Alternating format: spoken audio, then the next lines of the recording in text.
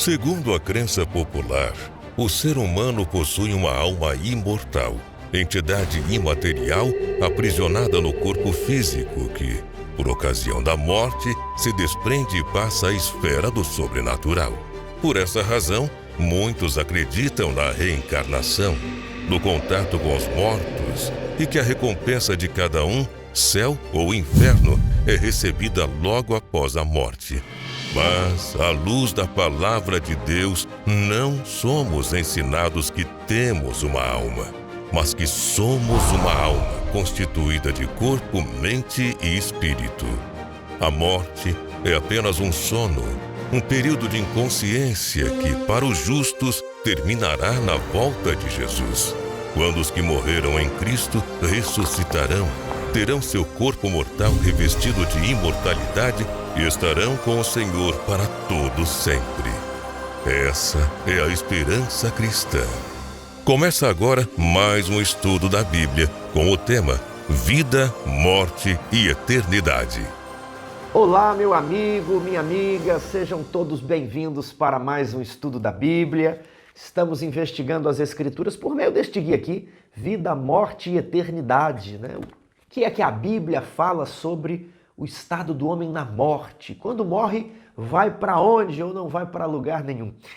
O estudo dessa semana, a lição 10, tem por título As Chamas do Inferno. Um título tanto sugestivo, um tema tão popular que você precisa dominar, você precisa saber o que a Bíblia diz sobre inferno e você precisa saber não apenas para você, mas para tirar dúvidas das pessoas. Às vezes morre um parente e a pessoa faz um comentário com você no trabalho, na escola, e você precisa ter uma resposta pronta, uma resposta rápida, a fim de iluminar aquela pessoa com o verdadeiro conhecimento bíblico acerca de um tema tão importante. Antes de iniciar o estudo, esta semana Timóteo está de folga, eu estarei dirigindo aqui o estudo com vocês, mas antes de iniciar eu gostaria de dar algumas instruções para aqueles que têm dificuldade de mexer aqui com o YouTube. Nós deixamos todas as semanas material na descrição do vídeo. Tem pessoas que ainda não sabem o que é a descrição do vídeo, né? Se você tem dificuldade, eu sempre digo, peça para alguém que tem mais traquejo com o celular, com o tablet, com a internet, talvez um filho seu, um neto, um sobrinho. Mas se você quiser aprender hoje aqui, diretamente eu vou filmar a tela do tablet e vou lhe orientar sobre onde clicar para acessar a descrição do vídeo, para deixar um comentário, ok? Então, você chegou aqui no campo de buscas e digitou Adventismo Vivo e vai aparecer essa tela, o nome do canal logo acima, e aí você vai clicar aqui, apertando no desenho, né, na logo do canal, você vai entrar na página agora do Adventismo Vivo. Então, existem alguns vídeos, que foram os últimos vídeos gravados, eles vêm disponibilizados logo mais, e aqui você possui um botãozinho Vídeos, e aqui você tem todos os vídeos do canal, né? Se você for descer na barra de rolagem, você vai encontrar a lição do trimestre anterior, ó, depois a lição de Gênesis, depois a lição de Hebreus. Então, vamos voltar aqui para o topo. Eu tenho aqui o botão Playlists. Neste botão, as lições estão agrupadas por trimestre. Você pode observar também alguns estudos específicos. O debate sobre o santuário, você pode ver aqui Identidade Adventista, Novo Concerto, alguns vídeos ali sobre a teologia das alianças, algum material aí sobre música. Então, vamos voltar aqui para o início e vamos clicar na lição número 9. Em verdade te digo, hoje está... Timóteo está falando aqui na lição número 9. E eu tenho logo abaixo do vídeo o título, a lição 9, Passagens Bíblicas Controversas. E abaixo do título, você vai ler ali, ó, 19 mil visualizações, vida, morte e eternidade. Mais. Ali no mais você vai clicar e aqui você acessa a descrição do vídeo. Você vai ver novamente o título e aqui embaixo tem que apertar o mais de novo. Ó. Aí você possui um link do livro Movendo o Braço do Altíssimo. Você possui outro link onde é possível acessar os slides que o Timóteo utilizou na lição 9. E também você tem um outro link do vídeo de abertura. 3 links com materiais para você acessar, para você pesquisar. E logo aqui você encontra o índice de conteúdos. Se você clicar, vamos clicar aqui no 36 e 22, ó. Ele avançou. Se você clica no 2 e 25, vai lá para o começo. Então, aqui na descrição do vídeo, você tem que apertar o mais 2 vezes. Você terá acesso a materiais que nós sempre postamos e também ao índice para você navegar entre os dias, né? Segunda, terça. Às vezes você chega lá na sexta-feira e quer fazer a recapitulação. Ah, deixa eu ver o que ele falou segunda. Ah, isso aqui eu já sei. Deixa eu pular para quarta. Aí você pula para quarta, para quinta, ok? Tem outra coisa que você precisa fazer. Quando você chega no vídeo, você vê aqui, ó, o vídeo, o título, tem um botão aqui à direita, inscrever-se, ó. Clique nesse botão. Aí dê a mensagem ali embaixo, ó, inscrição adicionada.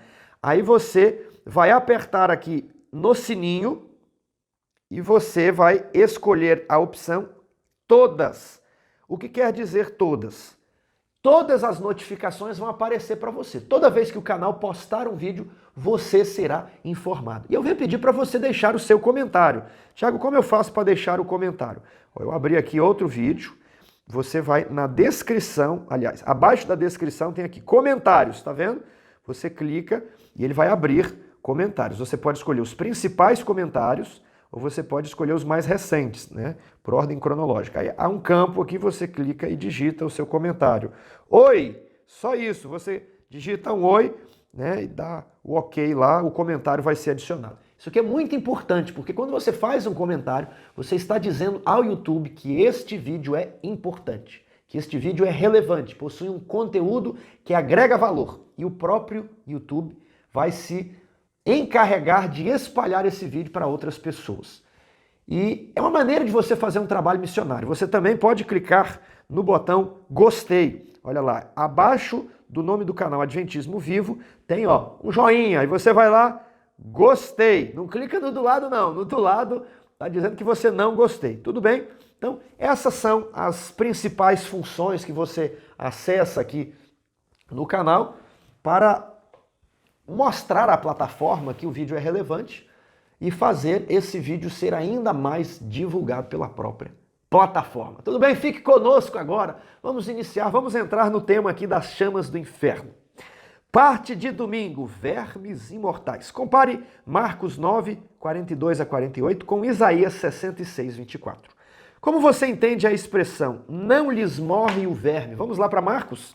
Verso 42. E quem fizer tropeçar a um destes pequeninos crentes, melhor lhe fora que se lhe pendurasse ao pescoço uma grande pedra de moinho e fosse lançado no mar. Se a tua mão te faz tropeçar, corta, pois é melhor entrares maneta na vida do que, tendo as 2 mãos, ires para o inferno, para o fogo inextinguível, onde não lhes morre o verme, nem o fogo se apaga. E o texto vai prosseguir com a mesma dinâmica. Olha, se o teu pé te faz tropeçar, é melhor cortar o pé fora e entrar na vida eterna manco, sem pé, do que ir para o inferno, onde não lhes morre o verme, nem o fogo se apaga. Ele depois prossegue, se o teu olho te faz tropeçar, corte o olho fora. É melhor entrar cego ou sem o olho na vida eterna, do que com os 2 olhos você ir para o fogo. E aí diz o verso 48, onde não lhes morre o verme, nem o fogo se apaga. Essa expressão vai sendo repetida aí. E qual que é a ideia? O que Jesus quer dizer? Será que Jesus ele está sendo literal nessa passagem ou ele está utilizando algum recurso poético? Será que nós vamos entrar sem os olhos na vida eterna? Será que as pessoas vão entrar aleijadas, né, na imortalidade? Não, nós já estudamos que seremos transformados num abrir e piscar de olhos. Esta carne mortal se revestirá da imortalidade. Então, Tiago, por que Jesus ele está utilizando essa história, essa ideia de é melhor entrar no céu com um olho só do que com os 2 olhos você ir para o fogo? É uma figura de linguagem que diz assim, é melhor você garantir nesta vida que você vai obter a vida eterna do que você vai falar, não, vou aproveitar muito bem essa vida e ir direto para o lado de fogo. É melhor você sofrer, se abnegar, porque esta vida é passageira, são apenas 80 anos. É melhor você tomar a sua cruz e seguir a Cristo, e na próxima vida você troca essa cruz por uma coroa.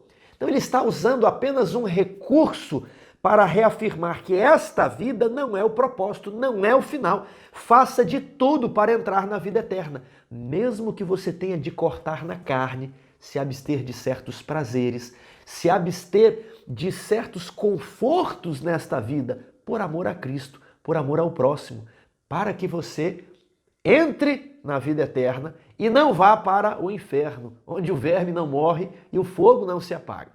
Primeiro ponto aqui que eu vou destacar é que nós não vamos para o céu. Tiago, como nós não vamos para o céu? Há tantos textos dizendo que nós vamos para o céu. Então, cuidado, o céu, ele será, na verdade, aqui no planeta Terra. Quando Jesus voltar, nós iremos ser arrebatados e nos encontrar com ele nos ares, na nuvem, e depois iremos para o centro do universo, onde está a Nova Jerusalém.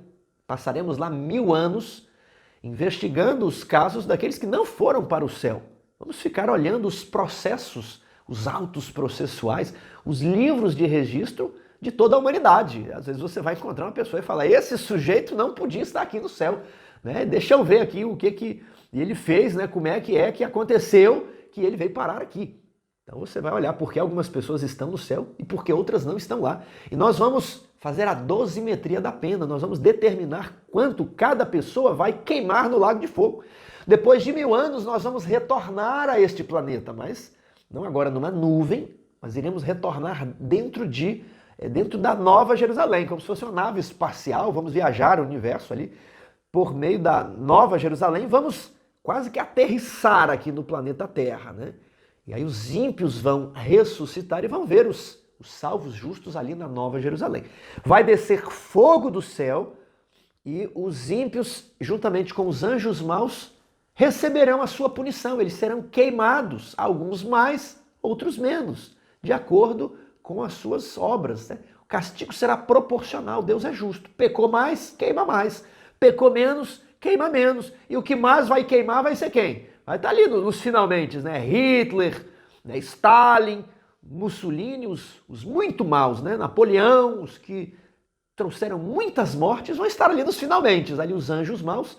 E por último, quem vai ficar? Satanás, o que tem mais pecados. Então, meu querido amigo, mesmo se você não for para a Nova Jerusalém, para o céu, olha eu me pegando aqui. A gente fala, mesmo se você não for para o céu, não é no céu, né? Nós vamos habitar na nova terra, vai ser aqui mesmo, né? Nós vamos embora, mas vamos retornar. Então, mesmo que você não receber o passaporte para a nova terra, não compensa pecar, ok? Mesmo se você não for para o céu, peque menos, que você vai queimar menos, tudo bem? E depois, todos os ímpios serão destruídos, não vai sobrar nem raiz, nem ramos, e a terra será regenerada, será purificada. Então, é melhor estar na Nova Jerusalém, sem braços, sem perna e com olho só, não é? Do que estar do lado de fora queimando com os ímpios, onde o verme não morre e o fogo não se apaga. Vocês perceberam agora a expressão poética que Jesus utiliza? Ou o recurso linguístico, a força, né, da expressão para dizer, faça de tudo para estar dentro da Nova Jerusalém, porque do lado de fora vai ser muito ruim. Então, Jesus ele retira isso aqui de onde? Lá de Isaías 66, verso 22. Porque como os novos céus e a nova terra que hei de fazer estarão diante de mim, diz o Senhor, assim há de estar a vossa posteridade e o vosso nome. Veja só, novos céus e nova terra. Nós não vamos para o céu habitar com Cristo para sempre, no céu, lá no céu. Isso é um erro teológico, viu? Nós vamos ficar os 1000 anos no céu, mas só 1000 anos. Depois vamos voltar, é novos céus e nova terra, vai ser aqui. Nós vamos dominar sobre este planeta, neste mundo, né? Falamos céu, mas o paraíso será aqui, será terra regenerada, novos céus, nova terra. E agora, verso 23, e de uma lua nova e de um sábado a outro virá toda a carne adorar perante mim, diz o Senhor. Verso 24, eles sairão e verão os cadáveres dos homens que prevaricaram contra mim, porque o seu verme nunca morrerá, nem o seu fogo se apagará, e eles serão um horror para toda a carne. Tiago, parece que nós vamos estar lá na Nova Jerusalém, vamos sair da cidade e vamos ver ali as pessoas com verme que nunca morre e o fogo que nunca se apaga, né? Se você fizer isso, Talvez o verme pegue em você também, talvez o fogo te queima um pouco, se você está saindo e passeando por ali, não é mesmo? Isso aqui é uma força de linguagem para dizer assim, quem ficou do lado de fora não vai poder passar pelas portas da cidade e conhecer o lado de dentro. Quem ficou pro lado de fora não vai resistir, ele vai perder para o verme. Não tem como ele retornar e o verme morrer e ele ser curado. Não tem como ele apagar o fogo, dar um jeitinho ali, um jeitinho de brasileiro, se livrar do verme e se livrar do fogo. O verme e o fogo farão o seu serviço completo. Então não há possibilidade de retorno, não há volta, não há segunda chance. E nós estamos cheios de expressões aqui no português que às vezes dizem o que não parecem dizer, né? Você pede para se sentar, olha, posso me sentar eu do seu lado? E a pessoa, pois não. Ora, ele queria dizer sim, mas ele utiliza não. Eu anotei algumas outras expressões aqui. Canto do prato, né? Eu falo aqui para as minhas crianças, olha, não deixa a comida no canto do prato. Eu já repeti 1000 vezes.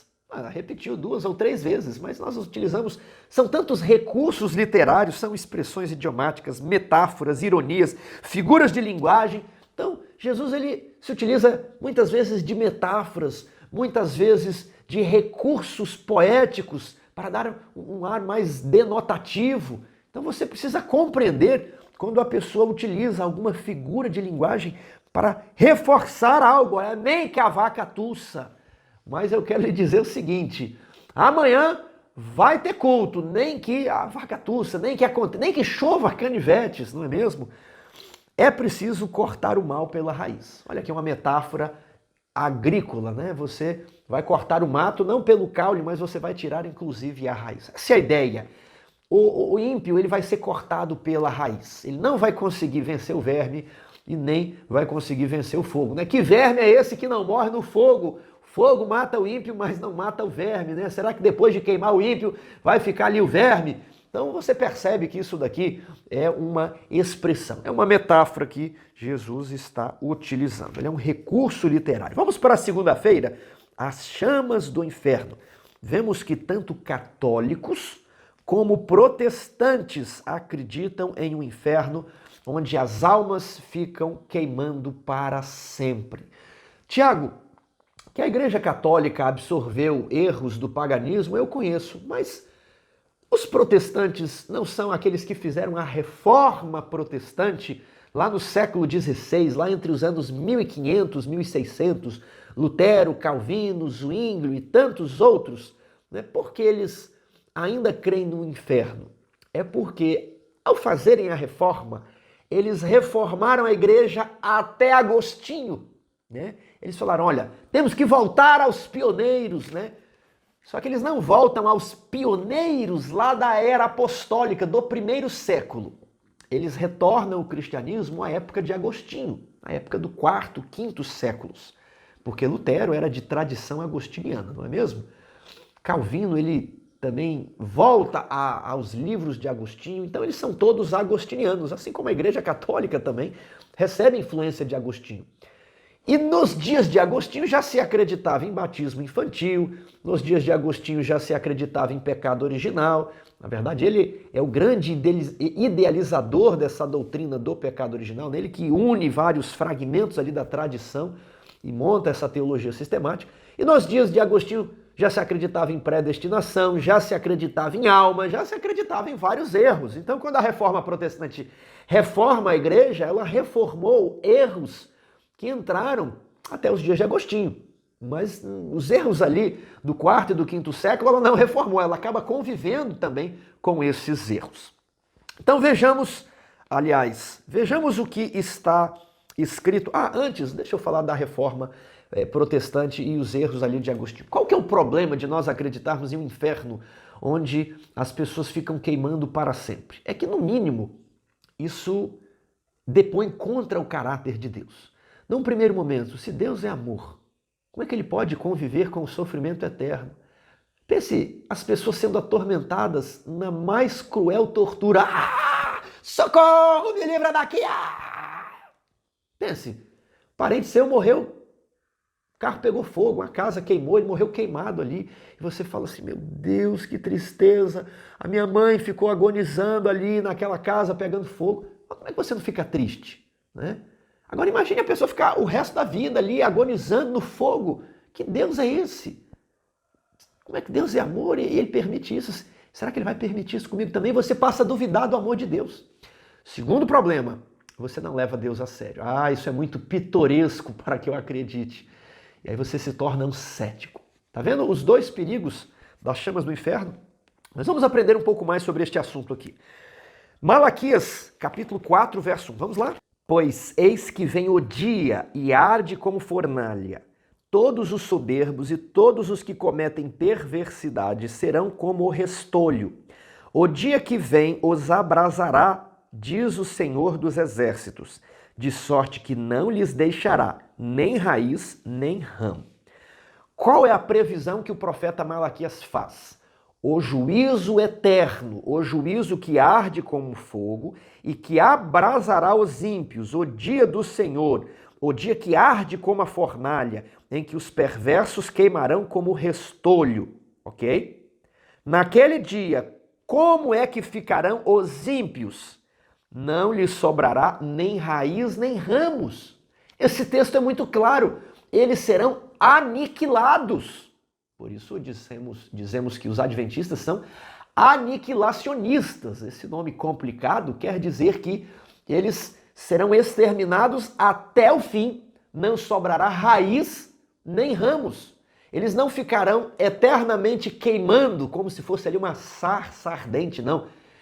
As folhas, o cálice e a raiz serão queimados, destruídos para sempre. Essa é a ideia do fogo, essa é a ideia das chamas do inferno. Próximo texto está lá em Judas, verso 7. Como Sodoma e Gomorra e as cidades circunvizinhas que, havendo-se entregue à prostituição, como aqueles, seguindo após a outra carne, são postas para exemplo do fogo eterno, sofrendo punição. As cidades de Sodoma e Gomorra foram queimadas. Essa história está lá no Gênesis. Foram queimadas, fogo desceu do céu e destruiu os pecadores, inclusive as cidades. E Judas 7, a Bíblia diz que aquele fogo foi o quê? Foi um fogo eterno. Tiago, se ele foi um fogo eterno, então, se a gente for para Israel, nós encontramos até os dias de hoje ali as cidades queimando? Não. Mas é para que você compreenda o sentido de fogo eterno. O fogo eterno é aquele que queimou toda a planta, acabou o que tinha de se queimar e o fogo desapareceu. O fogo queima enquanto existe matéria. Ele foi um fogo eterno porque consumiu completamente a raiz e os ramos. Essa é a ideia de fogo eterno. A lição aqui fala de duas palavras, uma em hebraico, olam, e outra em grego, aion. Elas indicam essa questão, a palavra eterno, que quando é aplicado para Deus, sim, expressa continuidade, porque Deus é e Deus sempre foi e Deus continua sendo. Ele diz para Moisés, eu sou. Então Deus ele é um presente contínuo, é um presente que nunca se acaba.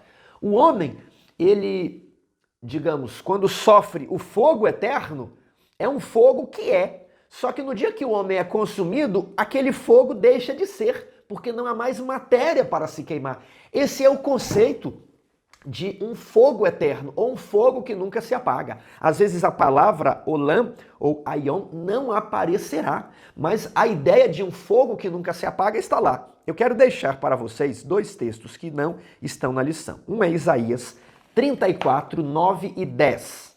Os ribeiros de Edom se transformarão em piche e o seu pó em enxofre. A sua terra se tornará em piche ardente. Novamente aqui, figuras de linguagem, né? De todo um país se transformar em piche, em aquela lava vulcânica que sai numa erupção. 10. Nem de noite nem de dia se apagará. Subirá para sempre a sua fumaça. De geração em geração será assolada e para todo sempre ninguém passará por ela. Veja só. Tiago, onde é que está a terra de Edom? A terra de Edom está lá na Jordânia. Tiago, e existem ribeiros lá na terra de Edom? Vizinho ali de Israel? Sim, é só você atravessar o Jordão e você entrará na Jordânia. E ali há vários ribeiros que se encaminham até o Rio Jordão. E está dizendo aqui que os ribeiros se transformarão em piche e vão ficar queimando de noite, não se apagarão, ninguém poderá passar por ela. Você compreendeu a ideia do Oriente aqui, do mundo grego, do mundo hebraico, sobre um fogo que nunca se apaga, um piche que está para sempre queimando de geração em geração? Já se apagou há muito tempo. Nós podemos passar pela Jordânia, não existe ali um lugar que está queimando para sempre. Vamos para outro texto, Jeremias 17, 27. Mas se não me ouvirdes e por isso não santificardes o dia de sábado e carregardes alguma carga quando entrardes pelas portas de Jerusalém no dia de sábado, então acenderei fogo nas suas portas, o qual consumirá os palácios de Jerusalém e não se apagará. Eu entrei no palácio de Jerusalém, lá na cidade de Davi, e não tem um fogo queimando lá no palácio de Jerusalém. Nos dias de Esdras e Neemias, eles fazem menção das portas de Jerusalém que foram queimadas. Só que elas já tinham, o fogo já havia se apagado. Então, você precisa marcar na sua Bíblia, né? Vá lá em Judas 7 e coloque Isaías 34, 9 e 10, Jeremias 17, 27. Faça isso agora. Você também coloque o texto de Malaquias 4, 1. Toda vez que alguém falar de fogo que nunca se apaga, verme que não morre, você fez uma anotação ali na sua Bíblia. E você memorizou um texto fácil. Judas 7, né? 7. Você vai lembrar de plenitude. Então você vai pensar, vai ser destruído para sempre. É o fogo que consome tudo. E você vai explicar para aquelas pessoas. Dentro das 3 mensagens angélicas, na terceira mensagem angélica, há essa expressão, olha, aquele que receber na testa ou na sua mão a marca da besta será atormentado diante dos anjos e do cordeiro, e a fumaça do seu tormento sobe para todos os séculos, para sempre e sempre. Como se nós fôssemos ficar na cidade santa, na Nova Jerusalém, que desceu do céu para aqui na terra, e nós ficaríamos vendo eternamente as pessoas sendo destruídas do lado de fora, parecendo um grande circo, né? Parecendo o Coliseu. Nós vemos aquela destruição, serão atormentadas na presença do Cordeiro, dos anjos, dos santos. Não, elas se queimarão como as portas de Jerusalém até se consumirem, o fogo vai se apagar. Eu acho que essa parte aqui ficou vencida. Todas as referências bíblicas a fogo eterno devem ser vistas como alusões ao lago de fogo pós-milênio, Apocalipse 20, que estudaremos na lição 13. Vamos agora para a terça-feira. Os santos no purgatório. Tiago, o que é purgatório? Purgatório é um lugar que existe, supostamente existe, é defendido na doutrina católica, um lugar onde você vai purgar, onde você vai pagar por alguns pecados, para que você possa ir ao paraíso, né? Você morreu, não estava 100%, não estava limpinho por completo, então você vai ser purificado no purgatório, né? Vai sofrer um pouquinho mais para uma boa causa. Tiago, isso se encontra na Bíblia? Não, isso não está na Bíblia. Tiago, então, como é que funciona isso? Por que a Igreja Católica acredita nisso? Bem, ao nos referirmos a pontos doutrinários que não acreditamos serem corretos acerca da doutrina de outras denominações, precisamos manter o respeito. Precisamos sempre fazer uma crítica ao ponto para não nos passarmos de pessoas desequilibradas que criticam tudo e de qualquer forma. Precisamos mostrar que sabemos sobre o que estamos falando. Então, se você critica tudo de uma maneira desrespeitosa, você passa a impressão de que você simplesmente critica porque não é a sua religião e você vai falar mal de tudo. Não, todas as religiões cristãs, todas as igrejas, elas têm um ponto de verdade. Elas creem que Jesus morreu. Então, elas possuem parte de verdade. Agora, para que você se mostre bem equilibrado e saiba e convença a pessoa de que parte ali não é verdade, você sempre precisa fazer uma crítica moderada, uma crítica respeitosa. Então, qual que é o ponto aqui da doutrina católica? A doutrina católica acredita no pecado original. Ou seja, quando a pessoa nasce, ela nasceu com uma natureza inclinada ao mal, que nós chamamos de natureza caída, uma natureza fraca diante da tentação. Ela nasceu também com tendências para o mal, e ela nasceu com a culpa de Adão, né? Ou seja, não apenas as tendências que ela possui constituem um pecado, como aquele bebê ele é culpado por Adão ter comido do fruto e condenado toda a raça humana. A Igreja Adventista acredita que nós nascemos com inclinações, nós nascemos com a natureza chamada de natureza caída, que é uma natureza inclinada ao mal. A Igreja Adventista acredita que nós herdamos algumas tendências, chamadas de tendências herdadas dos nossos pais. Por exemplo, o alcoolismo, isso é passado, transmitido de pai para filho. Não que o filho está condenado a ser um alcoólatra, mas ele já nasce com aquela fraqueza, com aquela inclinação. Mas nós, adventistas, não acreditamos que as crianças nascem culpadas pelo pecado de Adão, ou que as suas simplesmente tendências constituam um pecado em si. Essa ideia do pecado original, ela vem lá com Agostinho, que idealizou, que montou todo esse esquema. Então a criança nasce não só com as inclinações, com o que nós concordamos, mas ela nasce com a culpa de Adão. E ela precisa desesperadamente, urgentemente ser batizada, porque se ela morrer sem ser batizada, ela vai para o fogo, para as labaredas, né? Hoje é dito que ela vai para o limbo, mas nos dias de Agostinho dizia-se que ela vai para o fogo eterno mesmo, tudo bem? Então, por que ela vai para o fogo? Porque ela é pecadora. Ela é culpada do pecado de Adão. Então, eles acreditam no sacramento do batismo, que precisa ser administrado a um bebê, a fim de que o pecado original seja lavado, a fim de que o demônio daquela criança, a fim de que ela seja exorcizada, tudo bem? Então eles administram ali o batismo e acredita-se que os sacramentos são rituais que infundem a graça no crente. São rituais administrados pela igreja, no qual o crente recebe a graça. Então aquela criança de um estado pecaminoso agora, depois do batismo, estará no estado de graça. Né? Ele só tem acesso à graça por meio dos sacramentos e por meio da igreja. Né? Se ele não tem acesso à igreja, aquela criança não tem acesso à graça. Né? Mas no caso do batismo, qualquer católico pode administrar, no caso de uma emergência, o batismo, porque senão aquela criança vai morrer pagã. Ela morrerá na culpa de Adão. E uma vez agora que ele está no estado da graça, ele vai carregar esse estado de graça, mesmo que ele cometa pecados leves, chamados pecados veniais. E se um dia ele transgredir um mandamento, coisa séria, ele faz por livre e espontânea vontade, né, rouba, e um roubo considerável, ele vai decair do estado de graça. Tiago, ele cometeu esse pecado, como é que ele pode agora ser perdoado? Ele pode se ajoelhar na doutrina católica, ao lado da sua cama e falar, meu Jesus, eu cometi aquele roubo, eu estou tão arrependido, por favor me perdoe. E ele é justificado então pelos méritos de Cristo? Na doutrina católica não. Ele precisa ir até a igreja, se dirigir a um sacerdote, veja a palavra, um mediador entre Deus e os homens, e ele vai se confessar àquele sacerdote. E o sacerdote vai falar, olha meu filho, você fez isso, eu vou lhe administrar, né, vou lhe recomendar tal e tal penitência. Você vai rezar tantos Ave Maria, tantos Pai Nosso. E a depender, a penitência precisa ser mais intensa. Algumas pessoas pagam uma penitência para que, ao cumprir a penitência e a confissão, ele vai receber uma infusão da graça para que ele possa retornar ao estado de graça. Porque se ele morrer sem receber essa graça, se ele morrer fora do estado de graça, se ele morrer com algum pecado mortal, ele vai para o fogo. Mas se ele morrer apenas com alguns pecados veniais, aí ele vai para o purgatório. Então o purgatório, ele vai fazer a limpeza dos pecados veniais.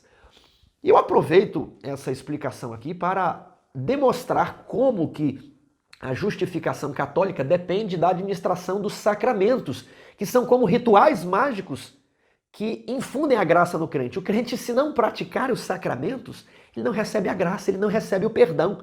E é justamente contra isso que Lutero e Calvino eles se insurgem ali no século XVI, contra essa ideia de sacramentos para infundir a graça no crente.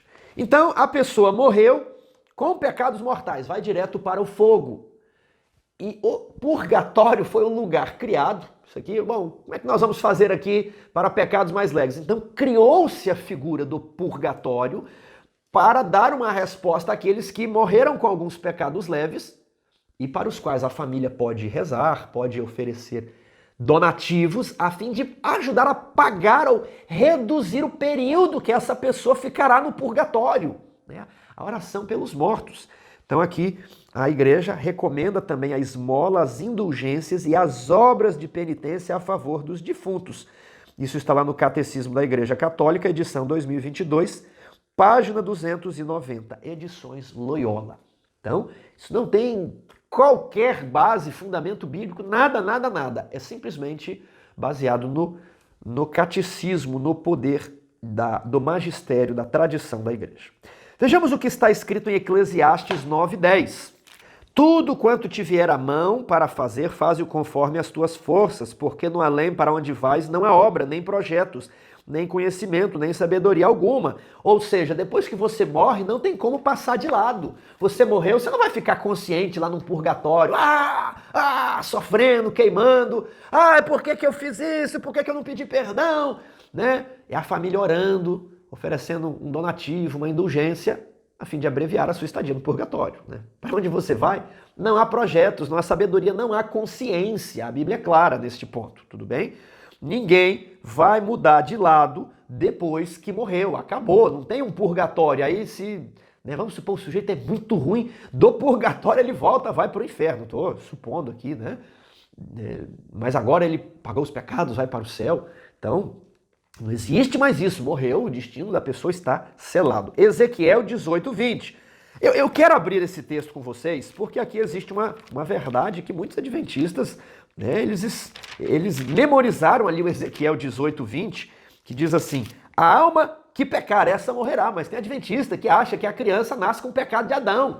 Veja aqui, ó, a alma que pecar, essa morrerá. O filho não levará a iniquidade do pai, nem o pai a iniquidade do filho. A justiça do justo ficará sobre ele, e a perversidade do perverso cairá sobre este. Então a lição é clara em dizer aqui, ó, a justiça de um ser humano ou a culpa de um ser humano não pode ser transferida a outro ser humano. Ezequiel 18:20. E os israelitas também caíram na mesma ideia, né?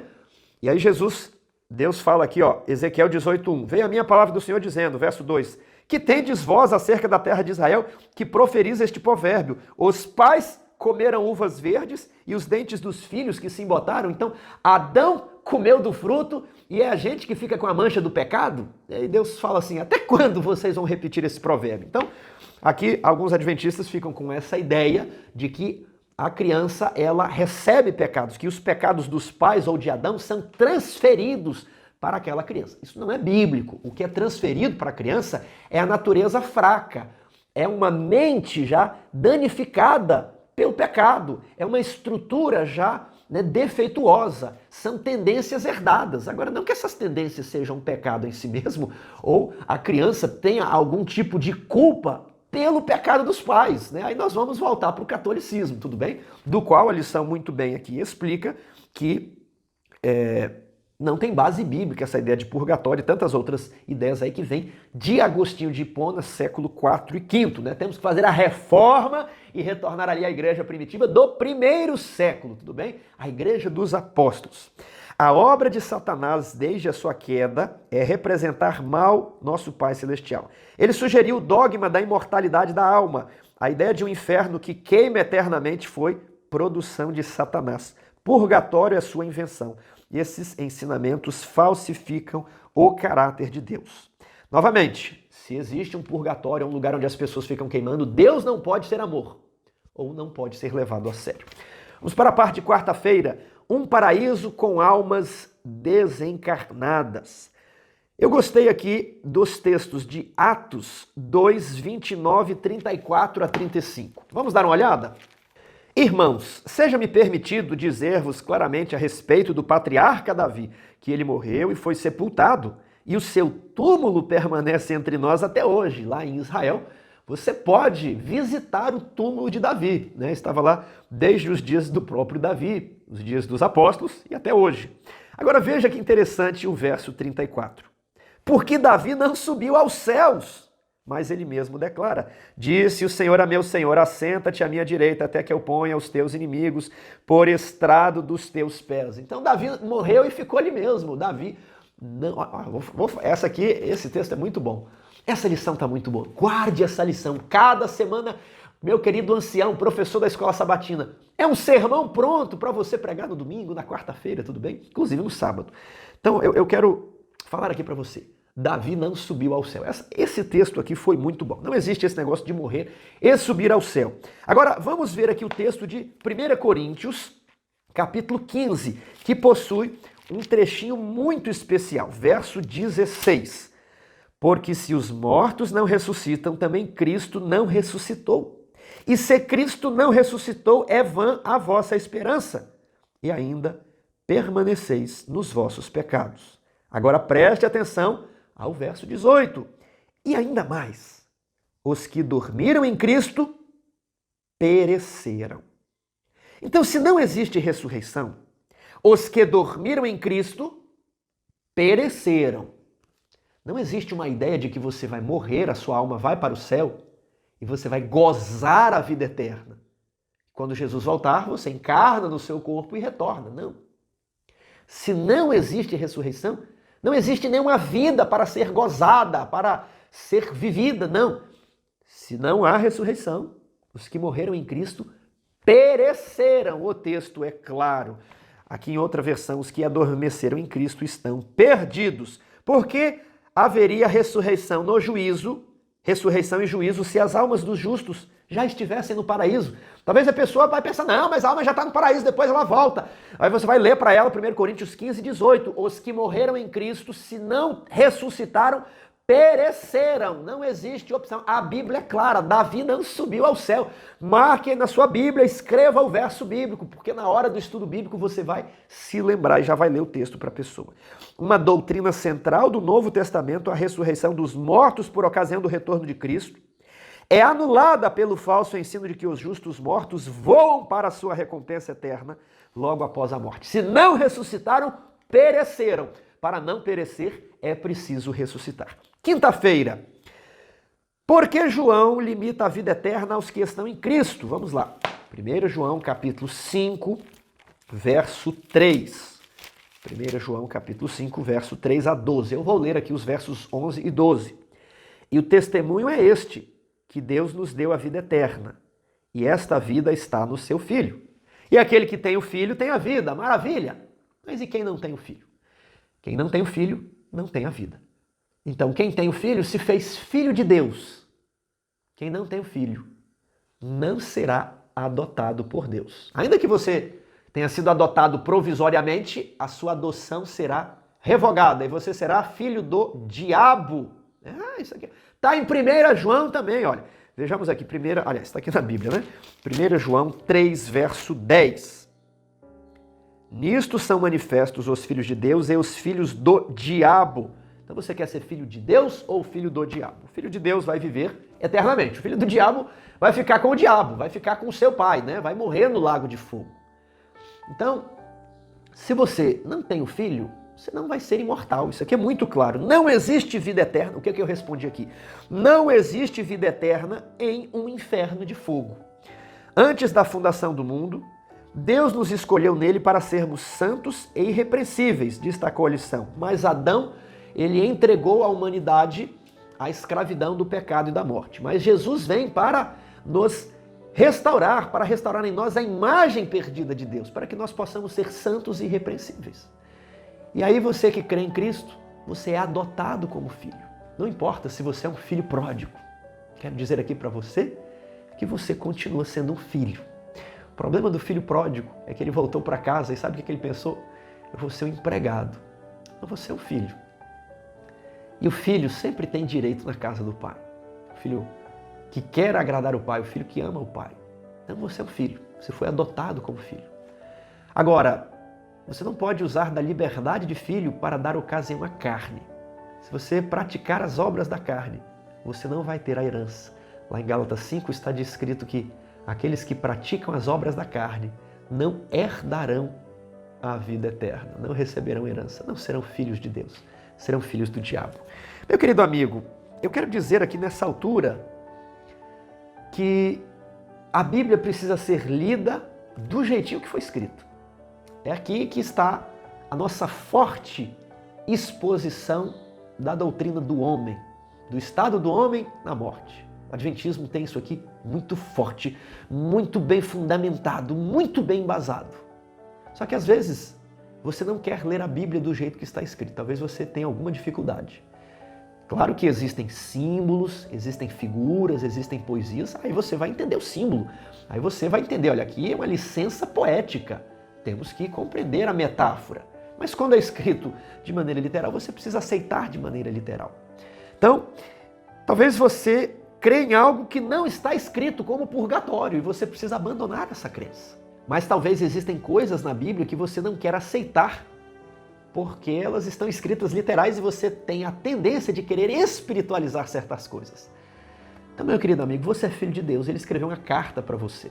Essa carta tem que ser tomada ao pé da letra, a não ser quando houver uma figura de linguagem, um símbolo, uma expressão. Mas a Bíblia deve ser lida do jeitinho que está escrita. Nós, adventistas, precisamos fazer isso. Você é filho de Deus, você não precisa se limpar, se purificar. Vá logo a Jesus, Ele vai lhe ajudar a estudar a Bíblia, Ele vai lhe ajudar a tomar a sua decisão. Talvez você está em dúvidas, em lutas, eu quero lhe dar a seguinte sugestão. Tome a sua decisão, faça a sua opção pelo batismo e que Deus possa lhe abençoar. Forte abraço, até o próximo estudo. Que Deus o abençoe.